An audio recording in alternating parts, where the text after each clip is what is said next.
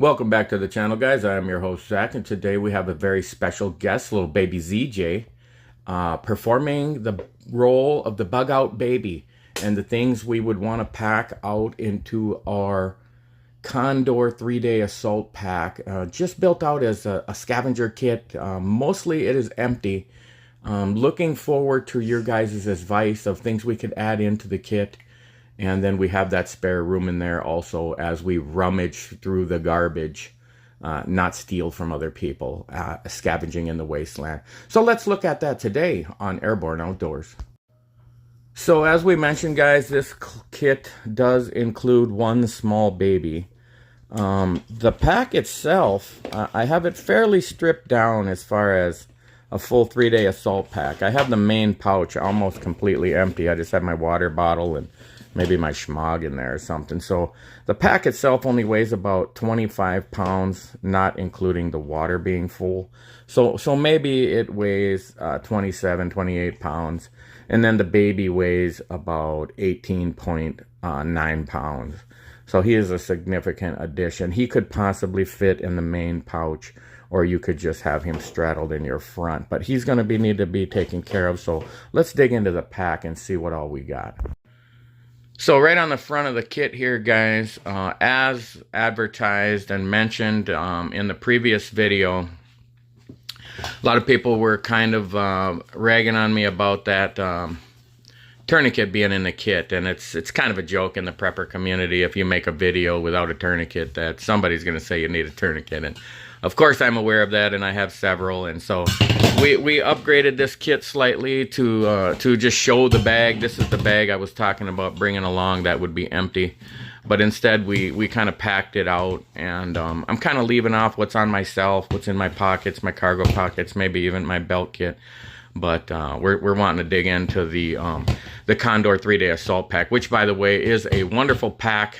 I've had to do a couple upgrades, like this zipper pull broke, and I put a piece of paracord on there, and I have one strap that broke off on me years ago too. But I have been beating this up for years, and for the price and for what you get out of it, I do believe it is very much worth it. And bringing that up, there will be a link to the kit in the description box, so you can go ahead and click on my Amazon affiliate links, take you right to that pouch, and you can help support the channel by looking through the Amazon products and purchasing them there for no additional cost. So let's just pop open this Vanquest Medical pouch. Just quick and simple kit.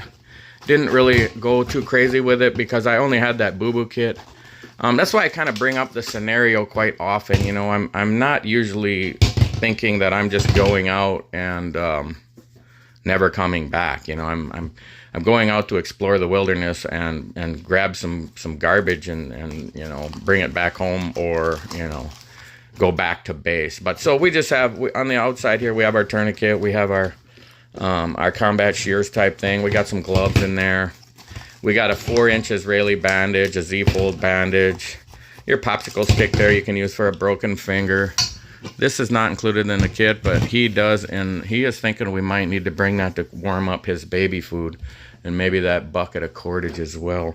But we got some gauze roll in here, and in this pocket over here, I'm not going to pull it all out, but it's just a bunch of bandages and wipes and triple antibiotic ointment, stuff like that. So it kind of covers the boo-boos and some of the bigger injuries. And so let's flop this bag around and see what's in the side pockets. So here's the side pocket, guys. Huge side pockets, bunch of great storage space. And on this side, we just have the whole space, the whole grabber space blanket. You know, I don't even know if these are available anymore on Amazon, but you can definitely get the Arcturus version of this, which is probably even better. So I'll probably leave a link to that. You can still smell the wonderful smoke on that thing, but just to show a good sized tarp fit just in that side pocket.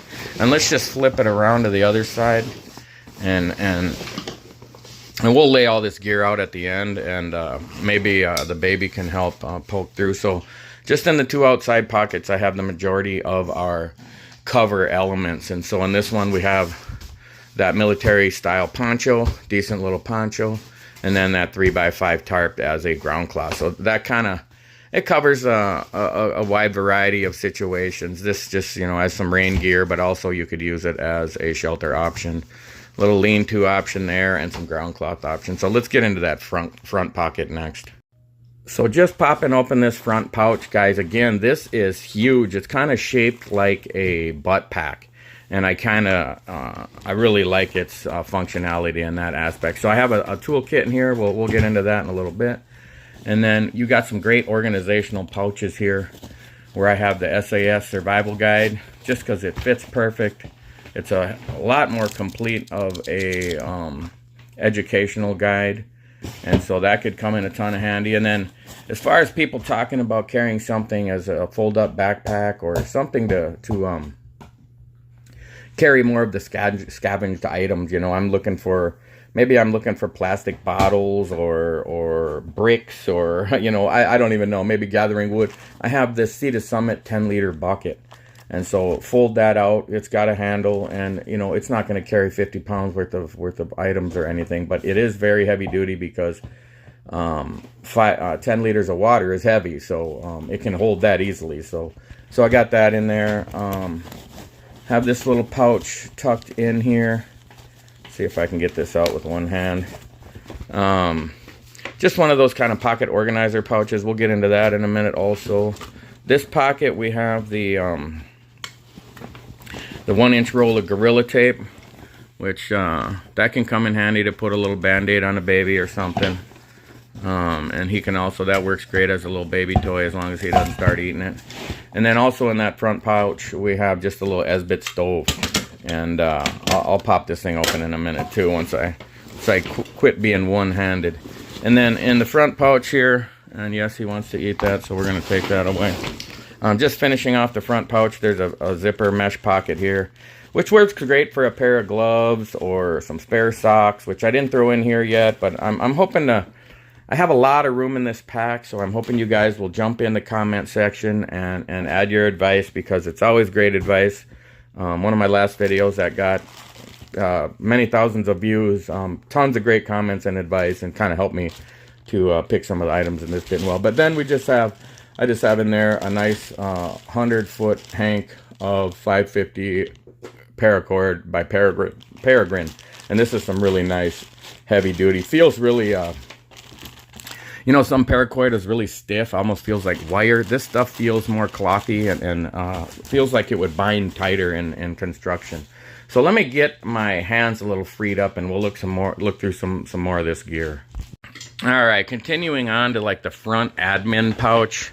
This is not even into the main pouch yet, but it was just a great spot to tuck a full-size shemagh into there.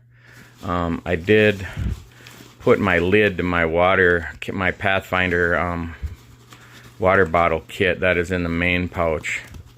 So I just tucked that lid in here because it worked better. I do have, this is something that kind of went along with some advice from the previous videos.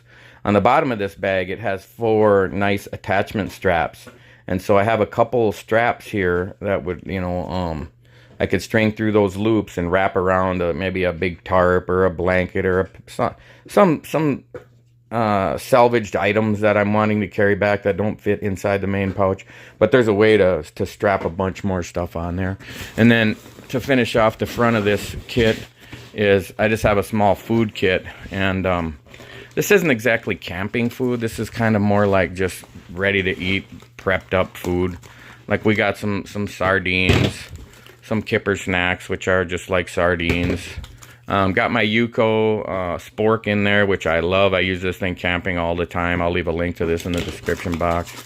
Got my energy goo pack in there for when you're rucking and you're drinking your water and you need some quick energy. That's a great source of glucose. Kind of along those lines, you know, just whip open a pack of tuna and get yourself 100 calories of some decent protein. Have a little salt and pepper and sugar packets in here, kind of probably out of an MRE meal. Bought this just cheap at the dollar store, but it's a big old pack of lentils, just cooked and ready to eat. And so this thing is 360 calories per container. So that's dang near a full lunch right there. You know, throw in some tuna or something else. Also have some chicken, Also have some Spam. And then the big meal in here, I've actually eaten these as I'm out hiking. I'll go hike 3-4 miles and then stop and eat this little roast beef with gravy. Heat it up. Actually, what I do is boil some water on my stove and just pour a little bit of it in here, maybe a quarter cup or half a cup, and stir it all up, and it gets it hot and creamy and gravy. And then kind of a barter item, but maybe also something I would use is just a little bottle of Fireball, a little whiskey. That could get you out of a bind to help bribe somebody, or maybe your final drink, as I don't really drink much alcohol. So let's, I think I got one more thing in the front of this pack. Let me dig that out. So just in the front little envelope pocket here, guys, I put my signal panel and I put my local map. And so we're all set up in that regards as far as signaling and navigation, and we're going to show some more of the parts of the kits that include some more of those items. So let's get into the main pouch. So just unfolding the bag and opening it up, guys, just so we can finish off what the few things are in the main pouch. Is we just have that 36-hour survival candle and my little 5-ounce stainless steel bottle, little canteen full of apple cider vinegar. Comes in handy in many situations. And then we have that Pathfinder Waterbottle kit, although I have my clean canteen in there because it's bigger than my Pathfinder bottle. So that's all the stuff in the bag, and so let's lay it out here and take a deeper look at it. Okay, so we have everything out of the Condor 3-day assault pack, and we have most of the items laid out here. Just quick wanted to look into that Esbit stove. We have 3 of the fuel tabs. That is about enough to boil a cup of water, which I have done before. And then we just have a small mini Bic lighter in there with about 4 or 5 feet of micro paracord on there. The BugOut baby is jamming on the floor right now, and so he's going through some of the cooking equipment, so it does make a little bit of noise. Let's look at that little pocket organizer pouch where we had our Ultimate Survival Technologies waterproof notebook that we put in mini kits. We have just a Sharpie, kind of like a Sharpie fine tip, more of a fine tip marker. And then we have more of a Sharpie felt tip pen. And then we also have our Zebra G750. Great little full steel body frame pen, replaceable ink cartridges. So that's pretty nice. And then this is one of my favorite new items that I include in these kits, is that Battarix power card. So this comes with your USB-C and your iPhone compatibility chargers on there. It's just a little one-time use. Has a 8-year shelf life. So I just bought this a week ago. So this can sit around for many years to come and just be some emergency power to turn that cell phone back on. Just let it get up to 1%, you know, just to turn it on and have it and send out that rescue message.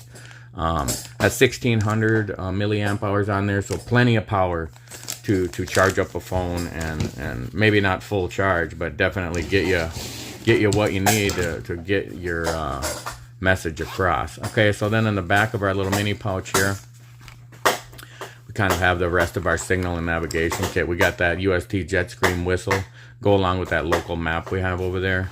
The micro USB StarFlash signal mirror. Let's take this bowl away from this baby because this thing is loud. We'll let him have the quiet stuff. Then we got the just our little tag along glow compass again.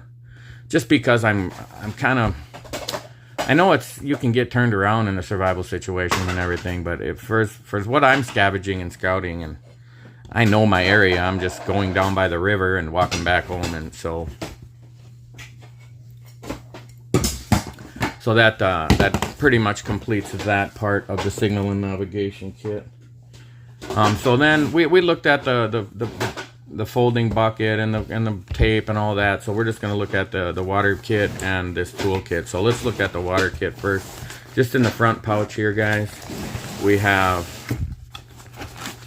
our fire kit. So we have our full water bottle kit in there with the spare cup and the grill and everything. So the fire kit's included in the front here. We got that Exotac Bic lighter case.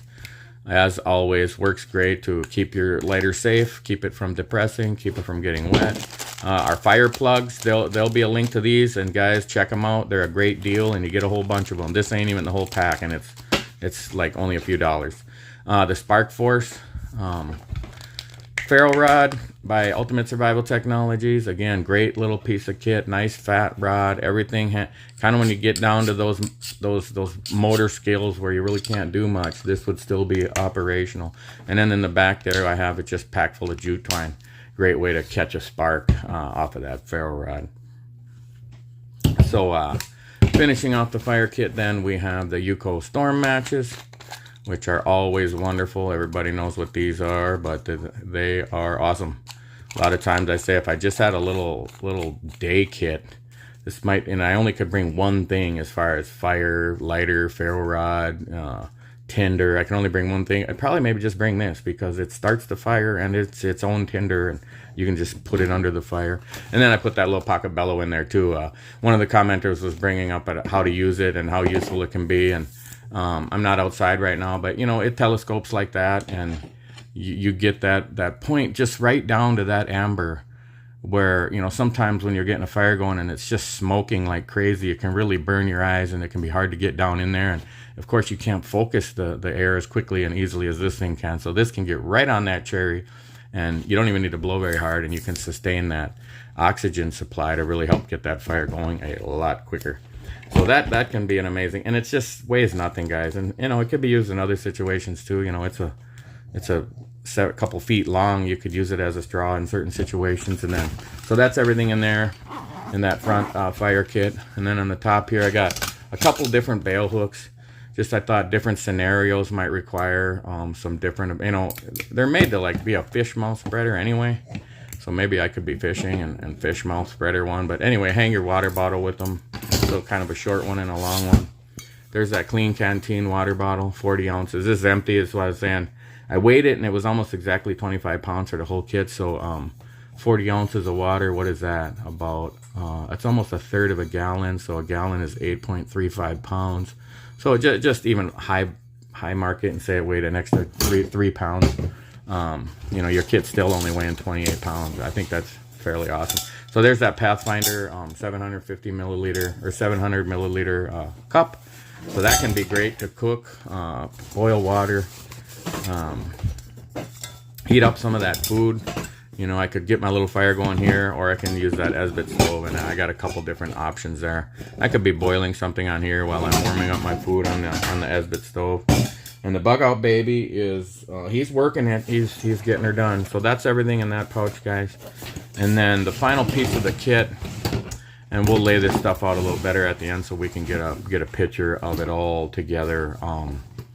Just this toolkit I put together. I don't know where I found this little, kind of a handy little pouch. It's got a zipper on each side. So let's see which side. Let me do this side first because there's not as much in here.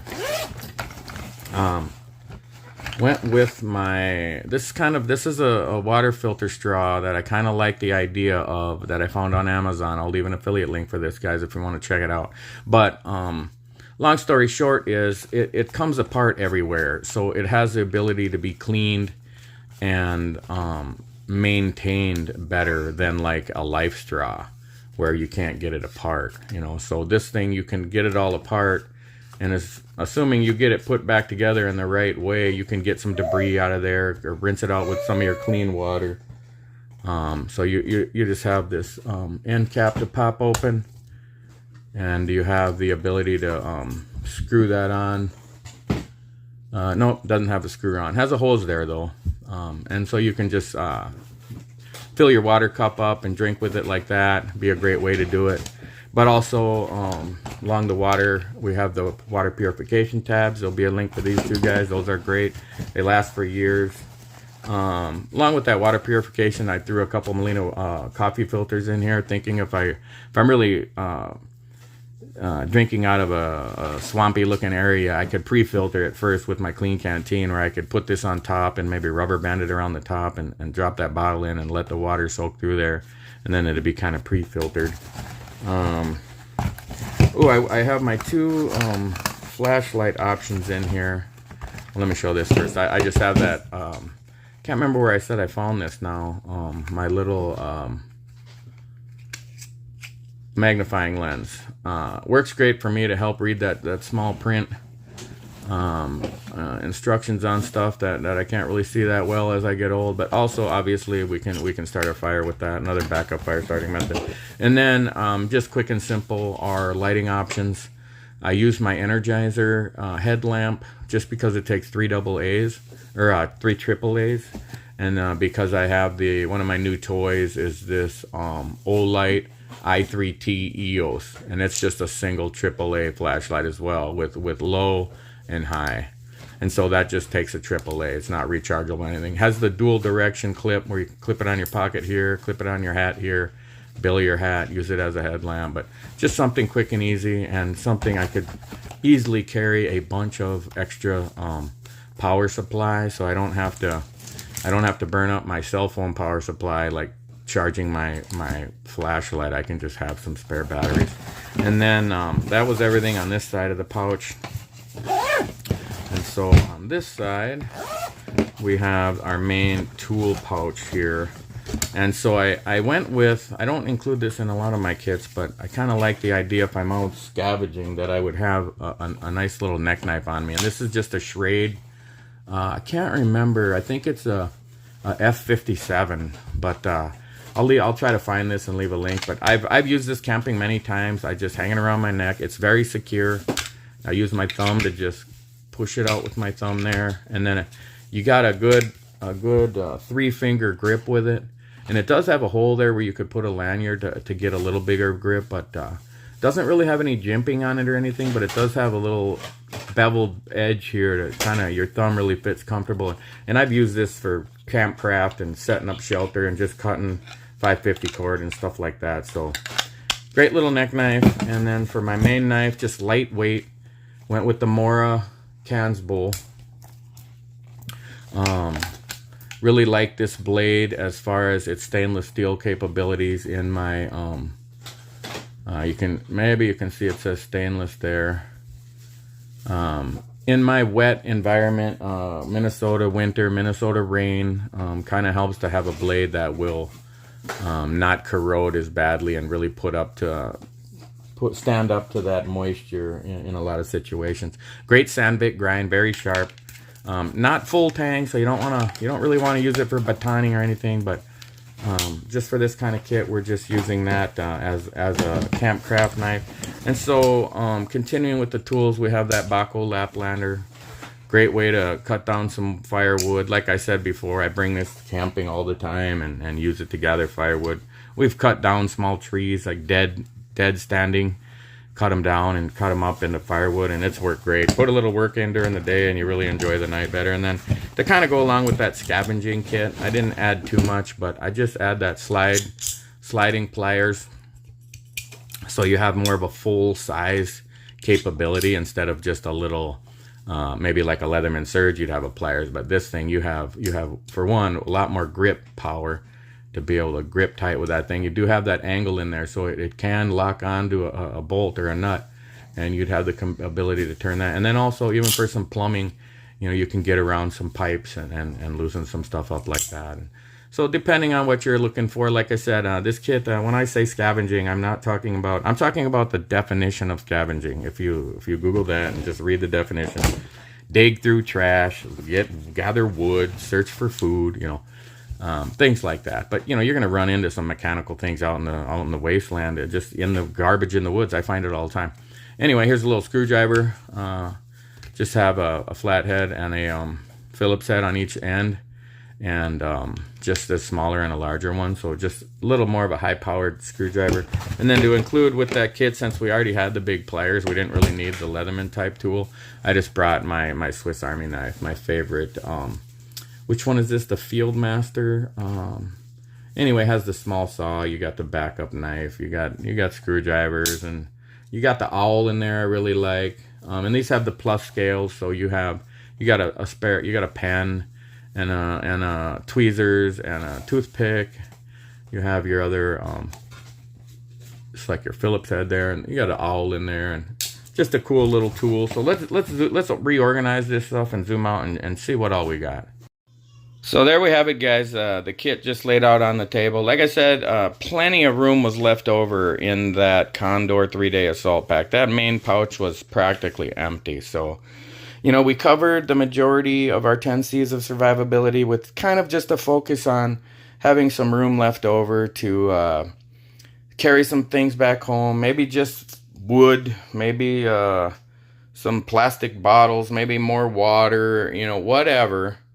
We got some capacity to render our self-first aid, although, you know, in an end-of-the-world scenario, I've always said, if you got to apply a tourniquet, you're probably as good as dead anyway, but we got one. I think in the beginning of every video from now on, no matter what I'm making, I'll just show that I have a tourniquet on me.